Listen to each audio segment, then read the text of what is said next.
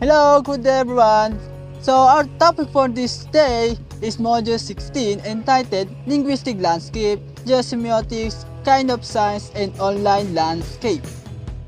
So for this module, we have 8 learning objectives. So at the end of the lesson, the students should be able to first, identify multimodal text and images in communication. Second, discuss the nature of messages in communication. Third, distinguish the consequences of an effective communication. Fourth, evaluate the effectiveness of our messages. 5. Develop and use strategic questions to identify strengths and weaknesses of our messages. 6. Analyze media messages and or images using media literacy framework. 7. Impart ideas through oral, audio, visual, and web-based presentation using appropriate register to vary target audiences in local and global settings. And lastly, adapt awareness of audience and context in presenting ideas. So let's start our discussion.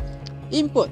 So generally, we use language to communicate our ideas, but sometimes our action can suffice to communicate our feelings. But generally, it is what we say that is most easily understood.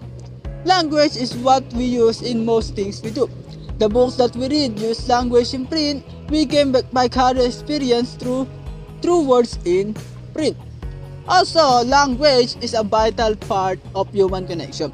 Although all species have their ways of communicating, humans are the only ones that have mastered cognitive language communication. Furthermore, language allows us to share our ideas, thoughts, and feelings with others. And during the 21st century, as the world transformed from book-based to technology-driven learning mode, language continues to flourish, takes on a new form, and communicates more through less in terms of signs and shapes.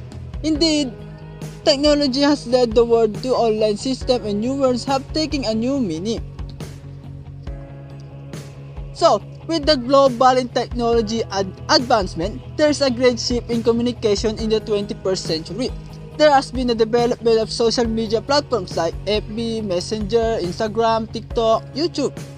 So, where people engage in chat and exchange ideas and life experience. These social media platforms have changed the world into a global community. When used effectively, they are a good way of communicating and relaying information between people. Communication in the 21st century has significantly changed as compared to communication in the 20th and 19th centuries. Keeping in touch with one another has been the trademark of the 21st century. In this century, there are various forms of communication that mean to connect people to each other. For example, text messaging is a phenomenon of the 21st century. Although texting does not involve face-to-face contact, healthy relationships have emerged just from texting. When used effectively, messaging can be a very crucial means of communicating and relaying information between people. So indeed, linguists are no longer strict on phonology because they already accept social linguistics as part of diverse culture of global citizens, and therefore to pronounce words in its own unique way is acceptable. Most of online communication has come to fore as the most ideal to learn and earn as well as create express. What is more, blended learning, online learning or flexible learning has added excitement to education even as the COVID-19 pandemic is trying to scare everybody with its deadly virus. So our next topic is why is evaluating messages is important. First of all, when we evaluate messages, we are making judgment about the message by connecting the message to our own ideas or our feelings. Therefore, our interpretation could be different from those others. Also, evaluating messages effectively reduces uncertainties. It improves also effectiveness and enhances decision making.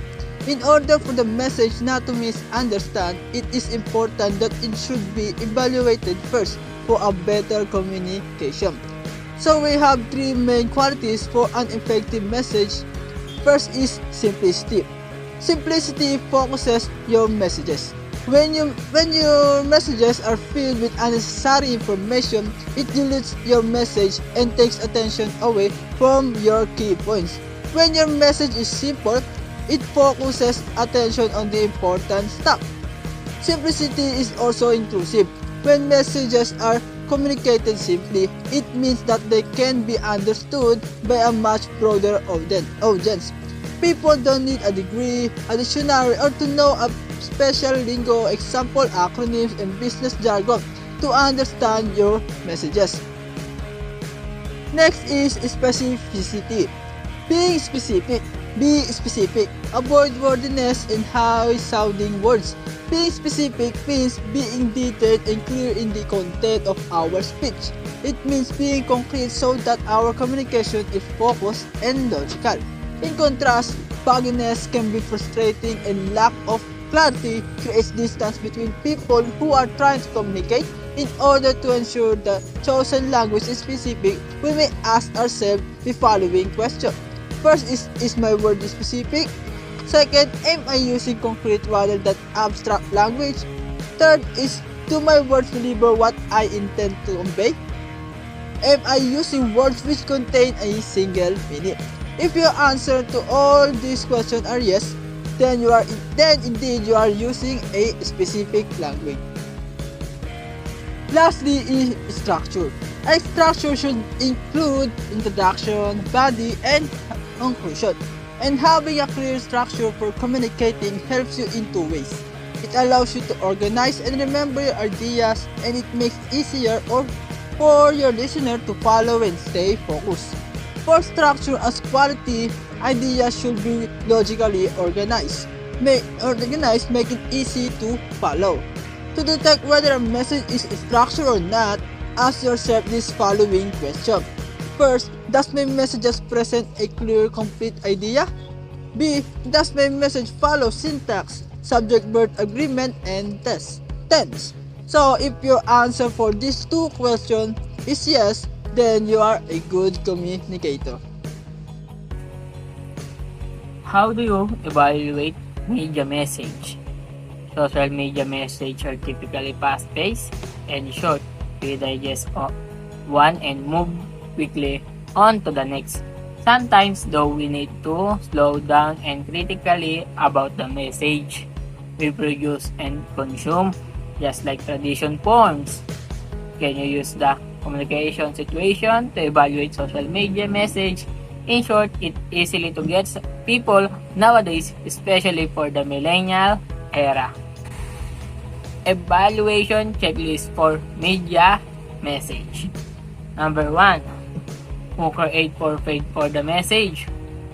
Once you have determined the company that paid for the ads, think about the message being presented. Number 2. Who is the target audience? Message producers direct their message to specific target audience. Number 3. What is the product? Commonly, media message have something to promote. Number 4 is, what is the direct message? Direct message are easily to determine, including the name of the product, price, and benefits it can offer to the consumer. Are stated explicitly in the dialogue or voice overs. Number 5. What are the indirect message? Indirect message are not stated directly, either in text, dialogue, or voice over. They are powerful message as direct message but not obvious. Number 6 and the last. What is omitted from the message? In advertising message, often highlight the positive qualities of their product, service, of process, but do not usually show any negative qualities. My topic is all about linguistic landscapes. So, what is linguistic landscapes? Linguistic landscape is the visibility of salience of language on public and commercial signs of a given territory or region. Linguistic landscape has been described as being somewhere at the function of sociolinguistic, sociology, social psychology, geography, and media studies. Linguistic landscapes. It is when you find yourself lost in an unfamiliar place, you would first look around for signs that may tell you where you actually are. You would look for street names, billboards, signage, or even bills posted on walls and posts. These signs will help you familiarize yourself in the surrounding and may signal you about a familiar thing that would make you identify your location. Things that you can actually see that do not necessarily need words to express a thought is called linguistic landscapes. Are some examples of linguistic landscapes. Advertisement, flyers, and written notice are part of our everyday life. Memes, troll, posts, and tweets are prevalent online. All of these are part of linguistic landscape.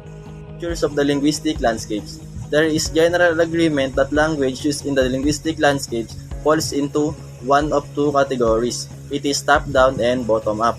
Top-down is used in public signs created by state local government bodies, and bottom-up is used created by shop owners, private businesses, and graffiti.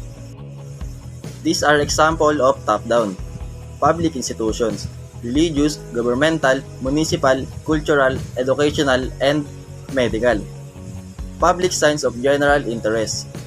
Public announcements. Signs of the street names. And these are examples of bottom-up.